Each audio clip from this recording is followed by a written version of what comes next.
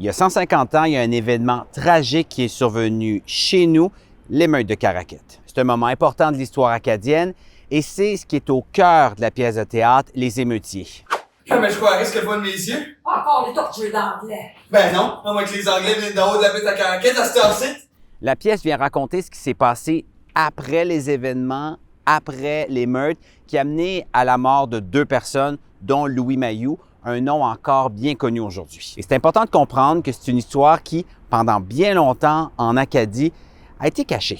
C'est qu'il y a beaucoup de gens qui ont caché ça pendant longtemps et que juste des fois, des gens en fin de vie ont commencé à raconter ces histoires-là. Et ce qu'on parle aussi, c'est de choc post-traumatique. C'est aussi de toute la lutte d'une communauté par rapport à un gouvernement qui ne les écoutait pas, qui ne les respectait pas. Et en fait, on trouve des thèmes très modernes là-dedans.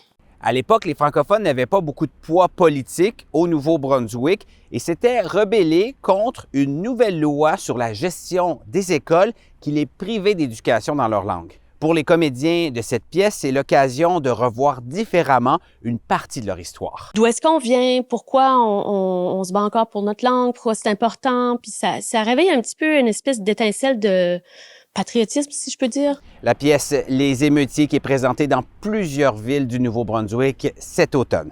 Voilà, c'était votre vidéo journal. Pour d'autres nouvelles, consultez l'application de Radio-Canada Info. Ciao!